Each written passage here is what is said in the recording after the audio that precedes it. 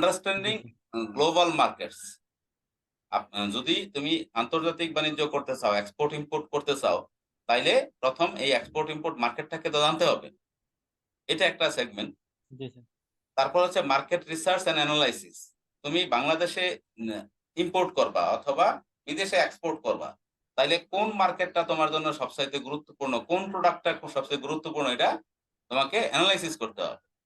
এই অ্যানালাইসিসটা হচ্ছে, আমি যদি আজকে ধরেন এই বোরকা, আমাদের দেশে মহিলারা হিজাব পরে না, হিজাব বানায় অনেক অনেক কোম্পানি, মানে ফ্যাক্টরি আছে হিজাব বানায় বা বোরকা বানায়। আমি যদি এই বোরখার জন্য মার্কেট সার্চ করি, তাইলে আমি কোন কোন বিষয়গুলা গুরুত্ব দিব বলেন তো? আমি বোরকা এক্সপোর্ট করতে যাই, আমি কোথায় মার্কেট খুঁজবো? আমি যদি বোরকা এক্সপোর্ট করতে চাই, প্রথমত হচ্ছে আমি মুসলিম দেশগুলোতে খুঁজবো, যে আমার মুসলিম দেশগুলোর মধ্যে ভালো পার্চেসিং পাওয়ার কারা আছে, বা কোন 5টা মুসলিম দেশ গত 5 বছরে বোরকা সবচাইতে বেশি আমদানি করছে, আমি তাদেরকে খুঁজে বের করবো, তাই না? হ্যাঁ, তারপরে হচ্ছে আমি দ্বিতীয় বিষয়টা খুঁজে বের করব, এটা হচ্ছে আমার এই বোরকা কোন কোন দেশে বাধ্যতামূলক করা, মানে ধর্মীয় দৃষ্টিকোণ থেকে হোক অথবা রাষ্ট্রীয়ভাবে আইনি কারণে হোক বাধ্যতামূলক। আপনি কিন্তু সৌদি আরবে ধর্মীয় দৃষ্টিকোণ ছাড়াও, সৌদি আরব কিন্তু বোরকা পরা সকল নারীদের জন্য, প্রাপ্তবয়স্ক নারীদের জন্য বাধ্যতামূলক। বোরকা ছাড়া বেরোতে পারবে, এখন সে মুসলিম হোক অমুসলিম হোক, সবার জন্য। তাইলে আমি নাকি বোরকার জন্য আমি চিন্তা করলাম যে আমেরিকা তো আমাদের দেশের বেশিরভাগ গার্মেন্টস যায়, অথবা ইউরোপের দেশ, ধরেন ইটালি, ফ্রান্স, জার্মানি, এসব দেশে আমাদের গার্মেন্টস যায়, তাহলে বোরখাও কি ওইসব দেশে পাঠাবো? কেন পাঠাবো না? যে দেশে আমার মার্কেট মানে কাস্টমার আছে, সেই দেশ ব্যতীত অন্য দেশে হ্যাঁ, সেল ভলিউম সবকিছুই তো কমে যাবে। সুতরাং আমরা এই মার্কেট অ্যানালাইসিসটা আমার কন্টেন্টে থাকতে হবে। কারণ আমি ফ্রান্সে হিজাব পরা নিষিদ্ধ বা বোরখা পরা নিষিদ্ধ, তার আইন করে নিষেধ করছে। ইভেন মুসলিম মহিলারা ওই দেশে হিজাব ব্যবহার করতে পারে না। তাহলে ওই দেশে আমি যদি বোরকা বা হিজাব রপ্তানি করতে চাই, তাহলে কি চলবে? জি না স্যার। চলবে না। আবার সৌদি আরবে অমুসলিম মহিলারাও বোরকা বা হিজাব করতে হয়, তাইলে আমার বোরকার জন্য সৌদি আরব হবে ফ্রান্সের তুলনায় বড় মার্কেট বা ভালো মার্কেট, তাই তো? জি স্যার। তো এই মার্কেট অ্যানালাইসিস করব। এখানে আবার প্রোডাক্ট অ্যানালাইসিস একটা বিষয় থাকে। আমি যদি ইম্পোর্ট করতে চাই, এক্সপোর্টেরটা বললাম, আমি যদি ইম্পোর্ট করতে চাই, বাংলাদেশে কোন প্রোডাক্ট ইম্পোর্ট করলে আমি বেশি পরিমাণে লাভবান হব? সেক্ষেত্রে আমরা প্রথমেই দেখবো যে এই প্রোডাক্টটা বাংলাদেশে আছে কিনা। আমরা যদি নতুন একটা প্রোডাক্ট নিয়ে আসি, ধরেন যেটা বাংলাদেশে এখন পর্যন্ত নাই, কিন্তু ব্যবহার করা মানুষ পছন্দ করতে পারে, এমন একটা প্রোডাক্ট নিয়ে আসি, তাইলে আমরা খুব সহজেই বিক্রি করতে পারবো।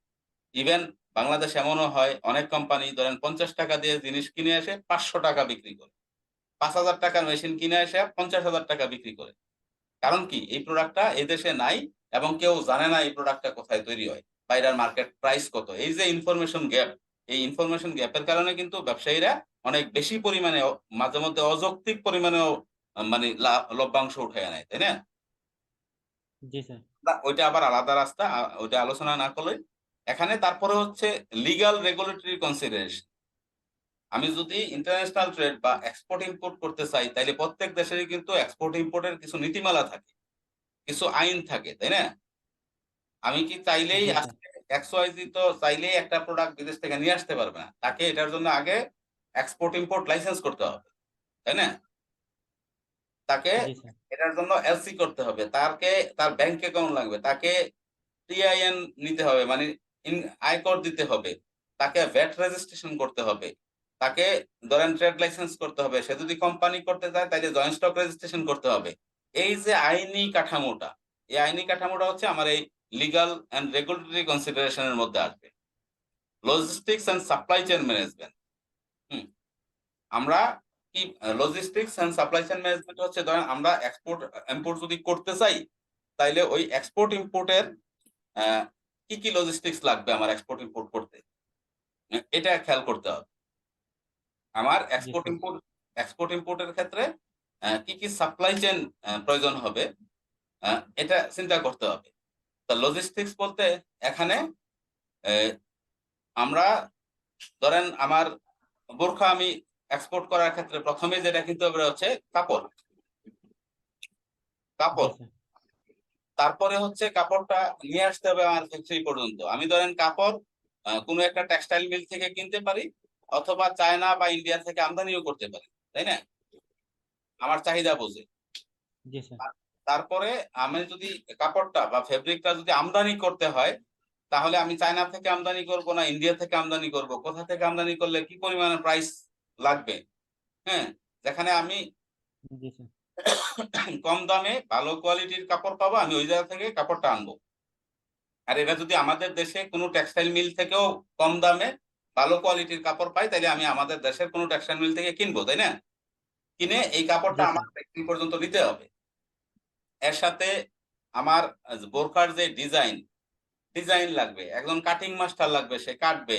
এটা সেলাই করার জন্য মেশিন লাগবে, তারপরে এটার সুতা লাগবে, তারপরে এটা জিপার লাগবে, বাটন লাগবে। এই যে জিনিসগুলা, এই সবগুলা জিনিস আমাকে কিন্তু কোথায় থেকে কোনটা প্রকিউর করব বা কিনবো, কিভাবে আমার ফ্যাক্টরি পর্যন্ত নিয়ে আসব, আমার বোরখা তৈরি হবে, বোরখা তৈরি হওয়ার পরে আমি আবার বিক্রি করবো, মানে এক্সপোর্ট মার্কেটে পাঠাবো। তো এইটা হচ্ছে আমাকে আগে থেকে জি স্যার। নির্ধারণ করা থাকতে হবে। তারপরে আসেন, এটাই হচ্ছে logistics and supply chain management. আমি কিভাবে আমার র মেটেরিয়ালস গুলা কালেক্ট করব, কোন পদ্ধতিতে, আহ, এবং আমার ফাইনাল প্রোডাক্টটা আমি শিপমেন্ট পর্যন্ত কোন পদ্ধতিতে পাঠাবো, এই মাঝখানের যতগুলা স্টেপ আছে, এই প্রত্যেকটা স্টেপ হচ্ছে আমাদের লজিস্টিক্স এন্ড সাপ্লাই চেইন ম্যানেজমেন্টের অন্তর্ভুক্ত। তারপরে আসেন জি স্যার। Import export strategies. আমি কিভাবে এক্সপোর্ট করব বা কিভাবে ইম্পোর্ট করব। ধরেন এক্সপোর্ট কিভাবে করে, এক্সপোর্ট ডাইরেক্ট আমাকে একজন বায়ার অর্ডার দিল, আমি প্রোডাক্টটা তৈরি করে, বোরখাগুলা তৈরি করে ওই বায়ারকে জাহাজের মাধ্যমে পাঠিয়ে দিলাম, এটা এক ধরনের এক্সপোর্ট। আবার আমি আরেকটা কোম্পানি ওই জায়গায় চুক্তি করতে জি পারি স্যার।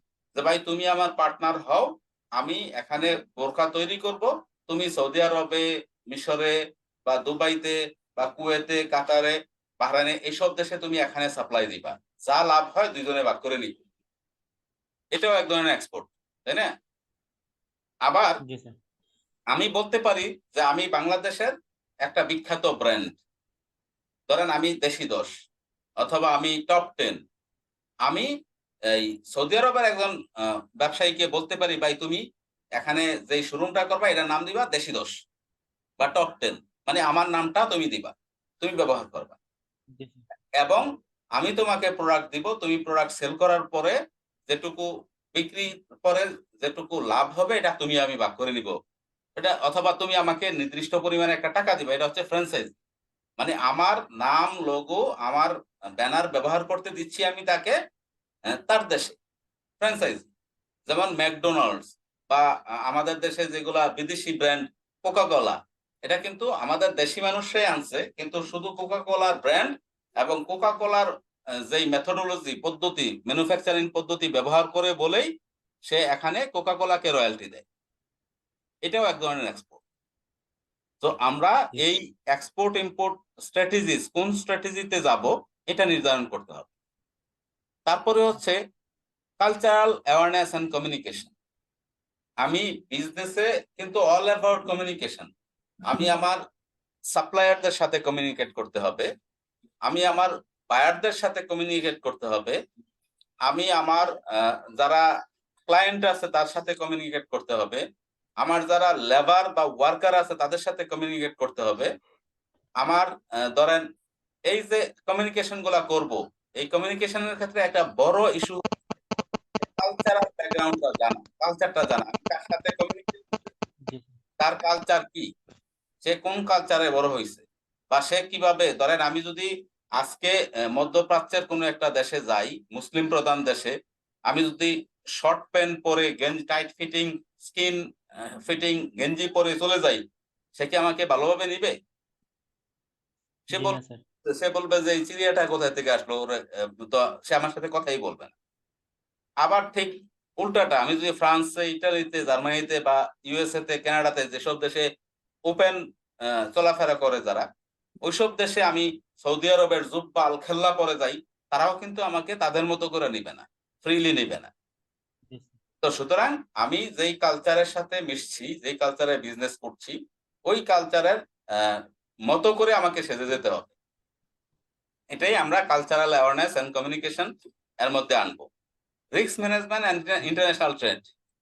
আন্তর্জাতিক বাণিজ্যে আমদানি রপ্তানি করতে হলে অনেকগুলা রিস্ক থাকে, তাই না? ধরেন এটাতে লাভ জি হতে স্যার। পারে, লস হতে পারে,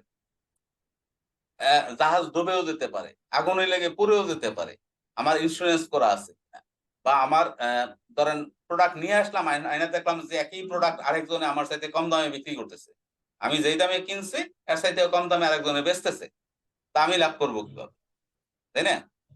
অথবা বড় কোনো জি কোম্পানি আমাকে লস করানোর জন্য সে ডাম্পিং করতেছে। তো এইরকম অনেকগুলা বিষয় থাকতে পারে, রিস্ক বা ঝুঁকি থাকতে পারে, যেই ঝুঁকিগুলা আমি কি কি ঝুঁকি আসতে পারে এটাও চিহ্নিত করব এই কন্টেন্টের মধ্যে বা এই লেখা